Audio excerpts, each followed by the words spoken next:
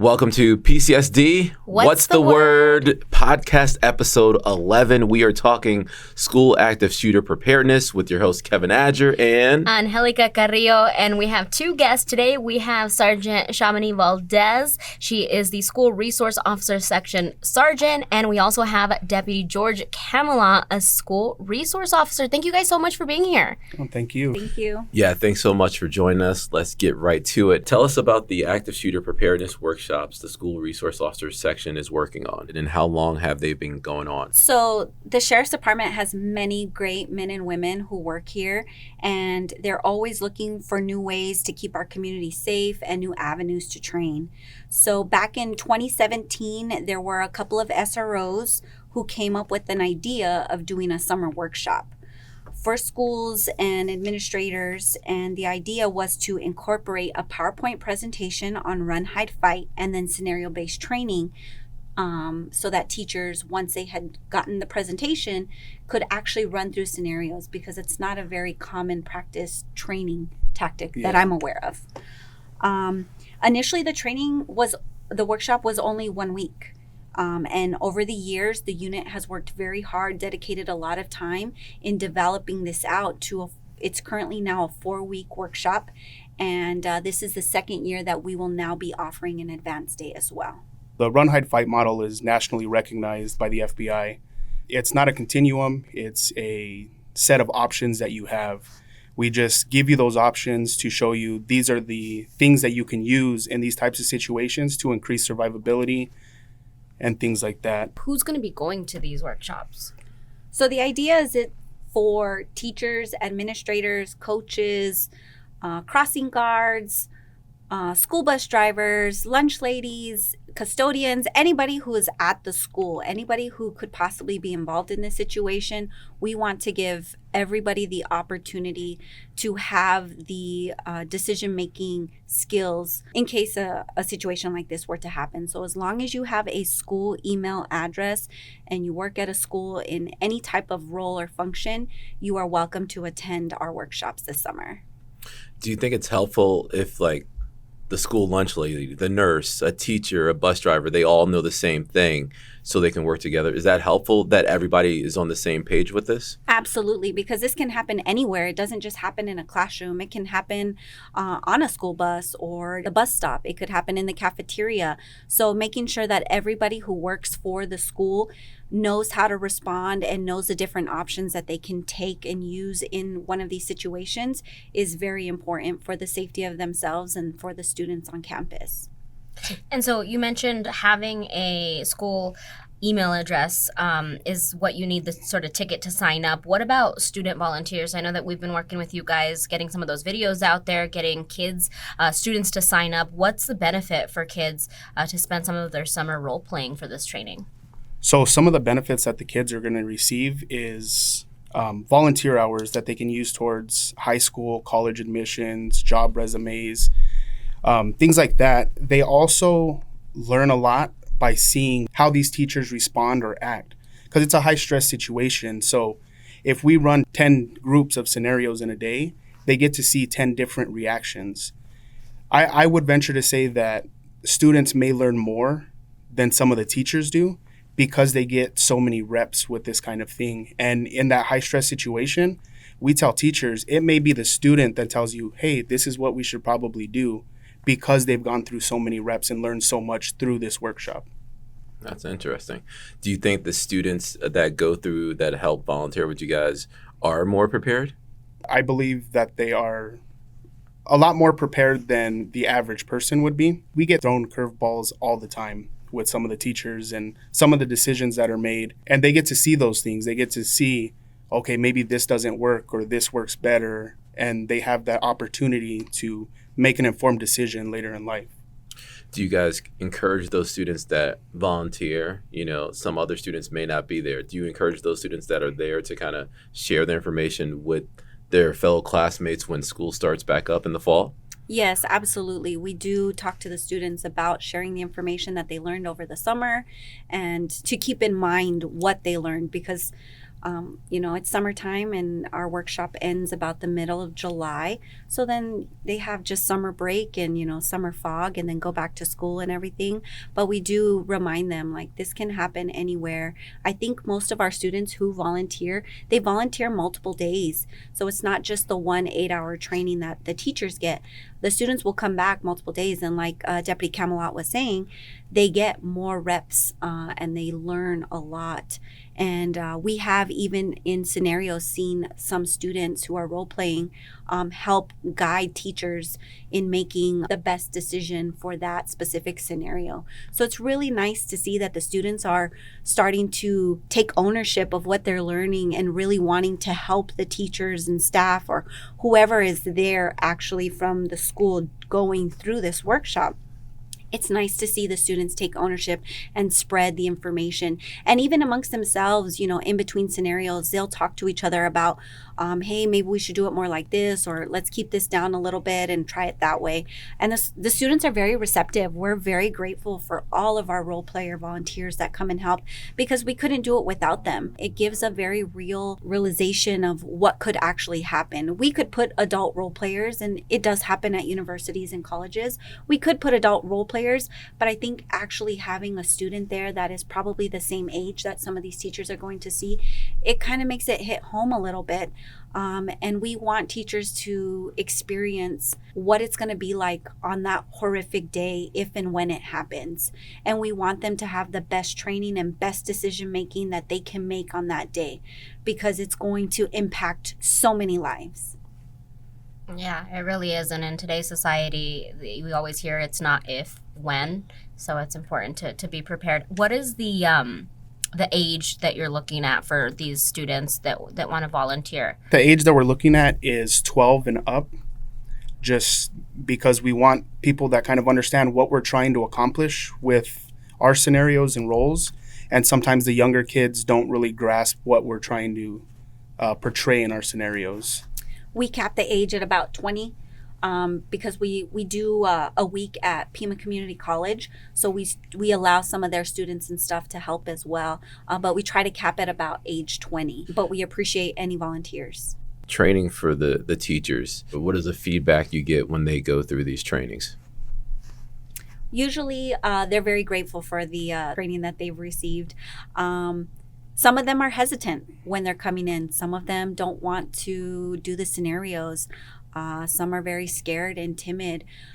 But we reiterate to them and we really show them that it's okay to have that fear and that worry. Just by you showing up and you being there that day, you've done more than, and you're preparing more than what other people have done.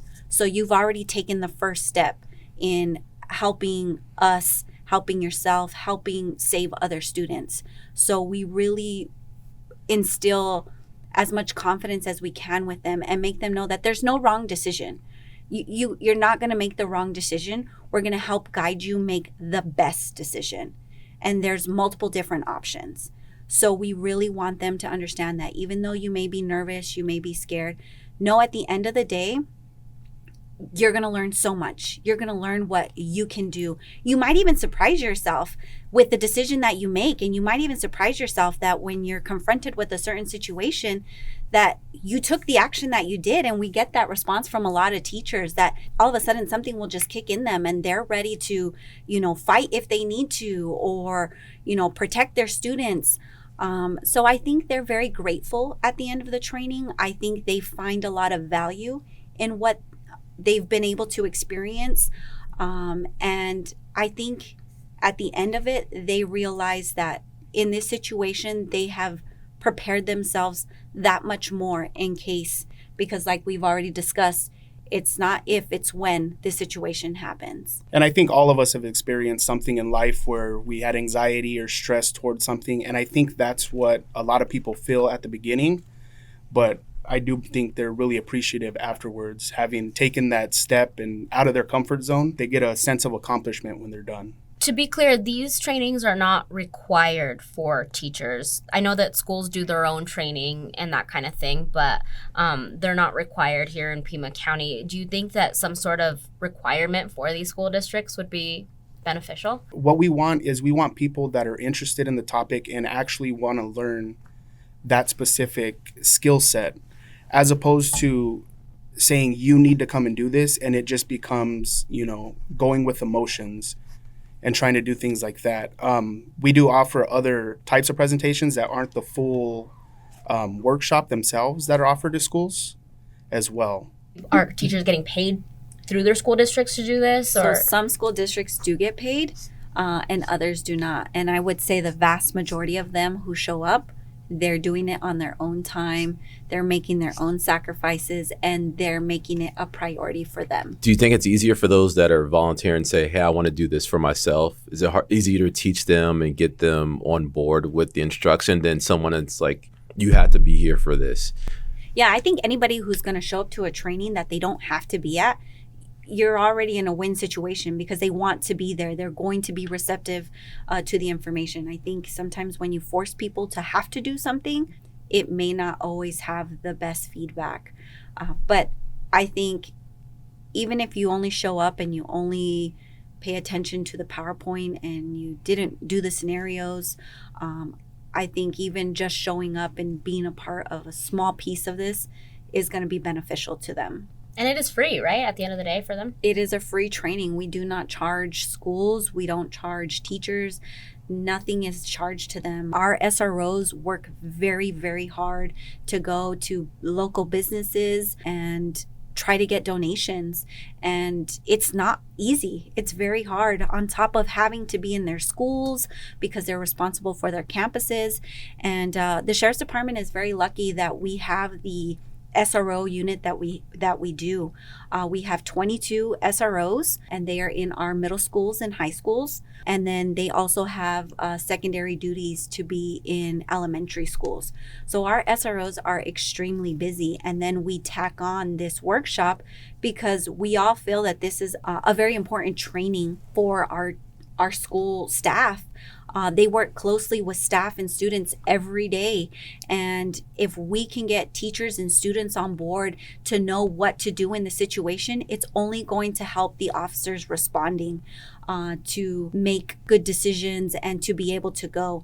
The other thing that we like to do is show anybody who comes to our workshop, they get to see what a police response will look like so that they understand what our main role is and what it is that we're doing. Because sometimes people don't quite understand what law enforcement role is in a situation like that.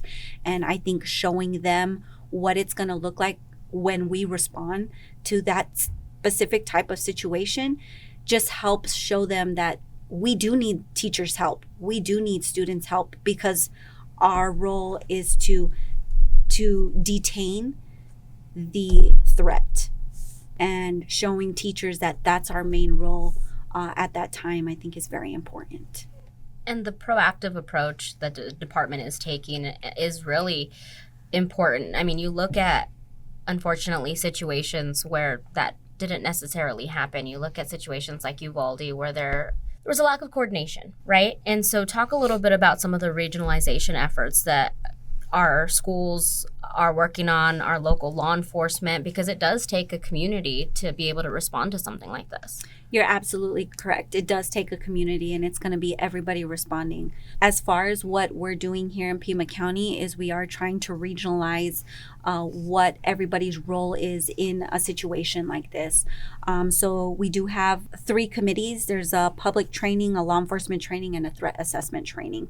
And these committees have been working, I believe, for over a year to try to get the proper training to everybody's involved in this situation so that they know how to handle and what a response is going to look like, what early signs and how to intervene with that is going to look like. So we have been working with all of our local agencies here in trying to make that happen, along with all the school districts, in trying to regionalize the efforts so that everybody's on the same page when this situation happens. And so we don't have a Uvalde situation. We want to be able to communicate well with each other and know what's expected from all parts in this situation. And the regionalization effort works in every direction. So with our law enforcement training, As an agency and other surrounding agencies, we're all working together on how we're going to respond, but also knowing that we're teaching a civilian portion, we also know what to expect when we show up. So we know what these teachers have been taught. They've been taught run, hide, fight, and we know what the expectation is, and we know what to expect. All right, we're going to take a quick break. You've been listening to PCSD. What's the word? Hi, I'm Sheriff Chris Nanos. Make sure you hydrate before, during, and after your hike. If you feel nauseous or dizzy, find some shade and drink plenty of water. Protect yourself always and don't become a victim of the heat. And we're back on PCSD. What's the word? We are talking about school safety, school active shooter preparedness. Sergeant Valdez, I want to go back to something you said a little earlier about offering an advanced class. So you have teachers and administrators who have already attended some of these workshops. Talk a little bit about the Part 2 advanced class. So our SROs had a great idea a couple years ago that they wanted to offer something more to teachers. They wanted to offer them an advanced course. So last year was the first day. I believe we did 2 days. Yeah, we did 2 days on 2 separate weeks Of advanced training. This has been around since 2017, and there are teachers that are so passionate about this. They come every year, but a lot of the scenarios are very similar, and we wanted to reach out to people that, come every year and show support to the Sheriff's Department and this unit. So as a unit, we came together and started brainstorming how can we make an advanced set of scenarios. So on that advanced day, they'll do an abbreviated PowerPoint, and then we'll get into scenarios a little bit before lunch, do a little bit more, and they're a little bit longer and give you more decisions or options to make. That way you're not just repetitively going through the same course every year. And the plan is to continue to alter and change these scenarios. This year we will have 4 days of it. So the Friday of every week of workshops will be our advanced day training. So the only thing that we ask is if you want to attend the advanced day, to attend the basic day first. Because the PowerPoint is a much shorter version. We offer Stop the Bleed training as well, which is a little bit of tourniquet training and wound packing and things like that. The program is based on crawl, walk, run. So we don't want you to end up in, a walk or run scenario if we've never taught you to crawl in this kind of situation. And what has been the feedback that you've received from the teachers on the advanced? The teachers really like it. A lot of teachers that went through the basic also enrolled in the advanced that Friday. So they got a lot of work in this one specific skill set. Everybody was very involved, receptive, and the scenarios are totally different than before, and it just gives you an option to put yourself in a different situation and work on those critical thinking skills. And I think they were very appreciative, and they almost seemed excited for the advanced day and excited for the training that they received and looking forward to next summer. And we thought that was a huge accomplishment for us because we wanted to see people show up for our advanced day. We wanted to get their feedback, and it was really great feedback, and so great that we said, okay, well, let's extend this from 2 days to 4 days. So we're excited to share this opportunity with more teachers, staff, administrators, anybody who works at a school. We're very excited to share this opportunity with more people. What about outside of schools? Do you offer these workshops or a variation to like businesses in the community or something like that? Yes, we do. The SRO units, not like I spoke earlier, they are very busy with their regular duties in the school. We prepare these workshops in the summer, but we are also tasked with going out to other businesses in the area that may not be school or child care related and putting on active attacker PowerPoints for them. So it's a PowerPoint that's about an hour and a half to 2 hours. You can ask questions throughout the PowerPoint, or you can wait to hold your questions at the end. And basically the SROs will go through this PowerPoint with whatever company, business, establishment would like to have this training for their people. So if this is something that you're interested in, you can contact the Sheriff's Department, ask for Sergeant Valdez or Sergeant Janes. They'll give you our audix or our email, and we will be happy to get you scheduled. We just ask for a little flexibility with scheduling because our SROs are very busy, but we never turn anybody down. We just ask for patience when it comes to scheduling. Do you do scenarios with those other groups, or it depends on kind of place and time? No, that is strictly a PowerPoint only. The scenario-based training is very labor intensive. And earlier, like I was talking about, we're very grateful for our student volunteers who role play, and without them we wouldn't be able to do this summertime training. So when we do it for the different businesses in our community, it's just a PowerPoint presentation. How long does it take to get to this active shooter preparedness workshops that happen during the summer? Do you guys, after the summer, do you start planning? Or does it take a full year? Does it take a couple months? How long does it take? Because it seems there's like a lot of parts involved, and they all have to be working together, and it all has to happen, and you have to find the schools and all that. So how long does it take? So the preparation for the workshop takes place at the very end of the last workshop. So I know that we were touring campuses in August of last year to get ready for the workshop this year. Wow. And just not only do the teachers learn something, but we change venues every year. And when we go do our walkthroughs, we learn things that we didn't know. We learn how to work different schools or environments. If you take Sunnyside, for example, those are all halls. And if you take Desert View, which is also in the same school district, it's one building with 2 stories. So we have to work different problems in our heads just while we're trying to create this workshop for the teachers. We also like using different campuses every year because sometimes people will come back for basic every year. They want to continue their training. And when you're running, you could run the exact same scenario we ran last year, but in a completely different area or campus layout. You may make a different decision doing these scenarios in different campus layouts. Some schools are more hallways, some are 2 stories, some have a lot of windows, some are hardly Some any have windows. no windows. Yeah. So I think it's very beneficial for everybody involved. Us as law enforcement officers, seeing the different avenues that we may have to take when and if we respond to the situation, and what hurdles we're going to have to overcome, as well as different aspects for teachers to think about, as well as students. So I think it is very beneficial. We do put a lot of planning in this. Like Deputy Camelot said, we start planning this at the end of our workshop. So we maybe take a 2-3 week break, and by the time August starts, we're already reaching out to different schools for different venues. So if your school is a school that would like to host this, please reach out to us. We would love to run our workshop in your school. It's a lot of hard work.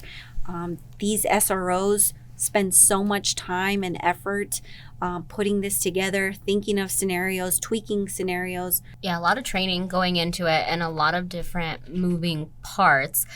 What do you want parents to know about the work that you're doing to keep their kids safe? I think parents, we want them to know and understand that the Sheriff's Department, as well as the community, has taken a proactive approach. We've been doing this since 2017 and just trying to get the information out there and get everybody on the same page. So I think parents should feel confident in the law enforcement aspect of these situations. I also think that parents should talk to their kids about these events. They're rare, but they do happen. And I think talking to kids about, if you see something, say something. Because a lot of kids, you learn after the fact, like, oh, there was something weird that happened, but we didn't say anything because we just thought it was nothing. I think the best way for us to prevent incidents is by early intervention. And we can only do that through kids. Kids will talk to each other, but they won't always come to an adult. So just having that conversation with your kids, that they can trust us and we're a safe place for them. Who comes up with the scenarios, and how do you guys base those scenarios? So it's asked for all the SROs to either pair up and work together in groups or as an individual to come up with a scenario. And then we have multiple meetings throughout the year to come up with which scenario we would like to use. How are we going to tweak this one to make it better? So everybody who is in the SRO unit will help in developing these scenarios. And then, of course, we run it by Lieutenant Farmer, who has been great for our section. We are very grateful for his leadership. We run it by him. He takes a look, and then he also helps with tweaking and making sure, because he used to be an SRO when he was a deputy. So we appreciate his input. As a child of a former teacher, she's retired now, and my dad was also an administrator, I just want to commend you for the work that you're doing, because I know that it was something towards the end of my mom's career that she was like, I have to teach and now I have to protect these kids, and she does it with love, right? But she was like, what am I going to do? And so, and it's something that's at the top, being a teacher is a very stressful job, and it's a job that's not often rewarded. And when you take the time to teach these people, to empower them, it's so important. So I just want to commend you guys and thank you for the work that you're doing. I have a question for Kevin, because Kevin has about 12 kids. In real life, he has 4 kids. And let's get that straight. Yeah, it's an ongoing joke. Every day we add a kid on. Kevin, as a parent, when you listen to the work that's going on in our community, how does that make you feel? What do you think about? Well, I think about my kids. Every morning of every day during the school year, you send your kids off, you drop them off. Sometimes it gets so mundane, it's just a routine. And then when you sit down and think about, I'm putting my kids in the hands of these teachers, these administrators, and they need help. So it's great to hear when there's an SRO there to help out the kids or help out the teachers. Not just always there if there's something bad happening, but when something good's happening, someone to talk to or someone to explain some things or just to be there to help out the kids. I think about that, and I think it's needed. I mean, I wish there was an SRO in every school around the world, around the country, but there's limited resources. But I think it's great that we have this active shooter workshop for the teachers and the staff and for the kids that volunteer. They're able to go through some scenarios and see what it's like. So teachers take a lot from this. They get the 8 hours of training, but it continues to go on because they continue to think about, situations that may occur. When I get back to school in August, the teachers that have gone through the class with us, they always come and tell me, hey, come look at my room. I rearranged the room. We did this. We did that. This is our plan if this happens. So they continue to learn, and they also bring that back to other teachers, and we continue to grow in that way. So teachers are real responsive and, wanting to accomplish our goal of making schools a safe place. That's got to be great for you, right? When you hear a teacher says, hey, I fixed my room, come look at what I've done. Does that make you feel like, man, what I'm doing is actually helping and they're listening? Right. They're receptive to what we're doing. And, sometimes teachers have ideas. They're like, this is what I came up with. And something I've never heard of before. But I'm like, yeah, in this situation, that would be great. Or even going out on their own and purchasing items that they can use in their rooms to, barricade a door or just to make it a safer area. I heard that the program we run down here is known around. I know in the past for some of the workshops, we've had command staff from other states come and request that we come out and teach. It is something that people from outside of this state are aware of, and they do know what we do, but it's just they want somebody to come and implement the same programs and teach somebody else how to do it. Okay. That's wonderful. Yeah, because last year we had somebody from Washington or Oregon reach out, and we told them, if you guys want to come out to this training, we'd be happy. The problem is this training is a 1-day, 8-hour training, so it's hard for agencies to justify to send their people out to a 1-day training when it's out of state. But granted, we did, offer, if you want, you guys can stay for the whole week and we'll try to implement you and, incorporate them. But it is difficult, especially, nationwide. Law enforcement is hurting on staffing and funding and overtime and everything else. So And so you guys are still looking for people to sign up for this, right? Yes. And so so it's 4 weeks, but what's the time commitment for a teacher? Let's say we have a teacher listening right now. They sign up, their commitment is what? It's 1 day. It's a 1 day training, free training, about 8 hours. Depending on how many people actually show up that day for training, we try to cap the day at 40 teachers or 40 students who are coming to the class. We try to cap it at 40 to keep it within that 8 hours. But if we have more than 40 that show up that day, we're not going to turn you away. We'll train you. But it's supposed to be an 8-hour day. You do get an hour lunch. The first half of the day is going to be PowerPoint and some stop the bleed training. And then the afternoon is scenario-based training. With all these workshops, what's next? Like, what are you guys looking down the road? 2 years, 3 years down the road? Are you guys going to add more things, or what's next for you guys? We would like to be able to send the teachers back to their classroom with a poster, something that they can put on their wall that is really quick, that in a situation where they'll have to make a quick decision, they'll see run, hide, fight. And hopefully that training that they went through, either that last summer or 2 summers ago or whatever the case may be, it'll click in their brain like, okay, these are my options. This is the decision I'm going to make, and let's move forward. So I know we're in the process of trying to get some funding to be able to create these posters so that we can put them up in our schools or give it to our participants who come and volunteer their time at these trainings. During our Stop the Bleed training, we do a lot of tourniquet work and wound packing, stuff like that. And teachers are always asking, hey, where can I get a tourniquet at? It would be a great vision if anybody who attends this training, we could send them home with a tourniquet. I know that this year we were able to put IFAC kits in all the schools, and these IFAC kits, it does have a tourniquet, it has an Israeli bandage, it has a sucking chest wound seal. It does have those things. These are kits that law enforcement officers, we all have one. And I know it's only one in a school. How far is that going to go? But the point is it's baby steps. We're working hard. This stuff costs money. It takes funding in order to do this. And I thought it was a great first step, even though it's only one IFAC kit in a school. Maybe years to come, we can continue to put more of this equipment in our schools because it's going to help save lives. It absolutely will save lives having this equipment in the schools. So maybe going forward, it's something that we can look forward to. If our advanced training takes off and we get really good response, we would like to be able to do maybe more advanced days, and we'll see what happens this summer with attendance, as far as if we can get people to come, and if they're willing to participate, we are more than willing to train.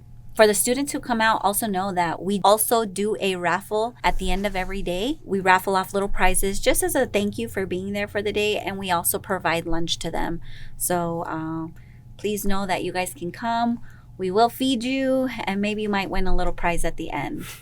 And we will be linking the signups not only for the school staff, but also for the students if they're interested in being role players. We'll be linking them on this podcast, so make sure to look out for that. You talked about things costing money to put this on, and then also to grow. How important are those community partnerships and donations, and are you looking for more?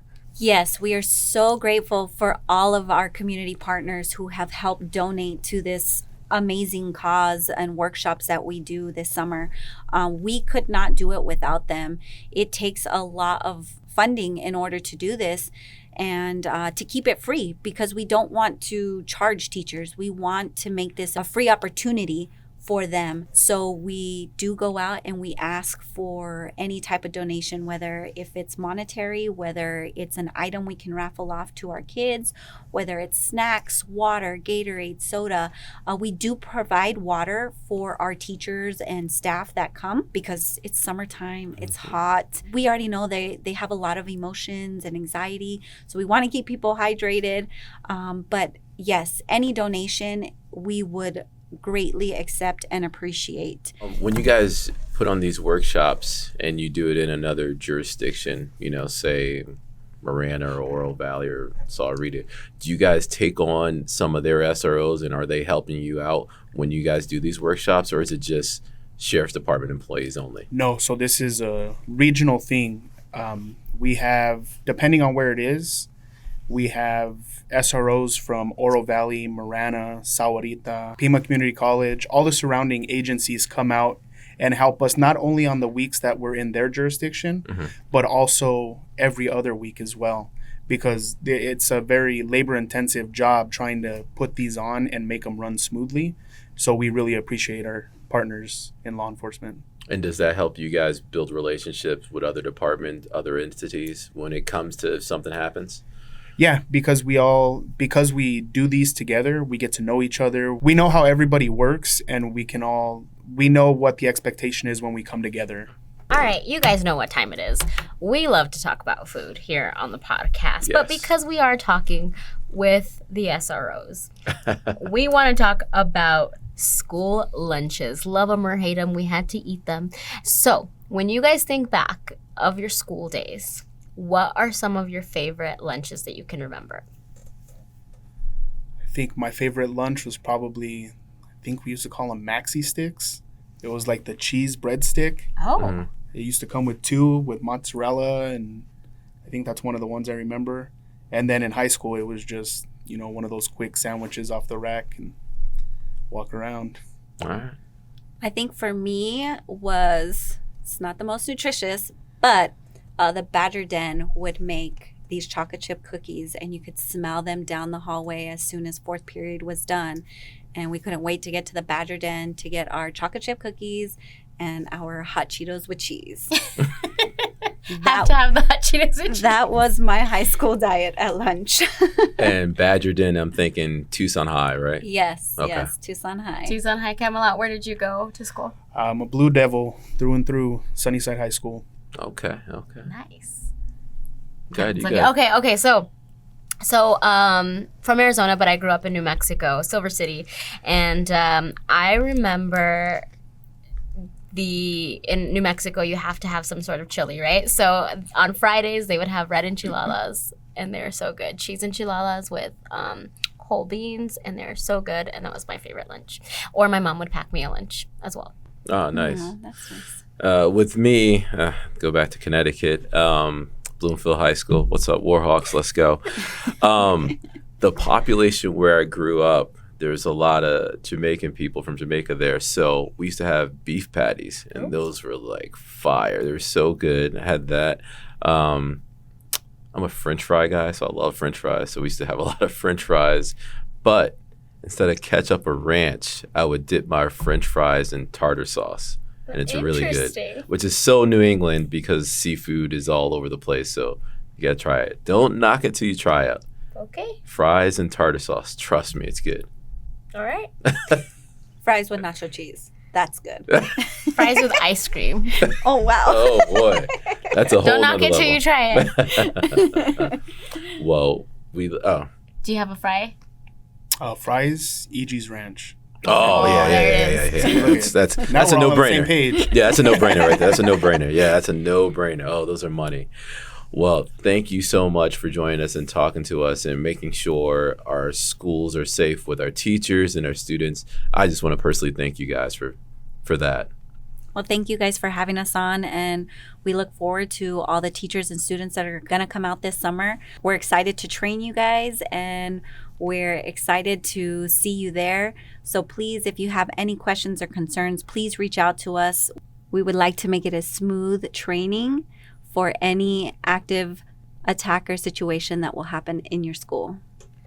Thank you so much. All right, we're going to be linking those signups if you are a school staff member or a student that is interested in being a role player. Look for those links at the bottom of the podcast. You've been listening to PCSD. What's the word?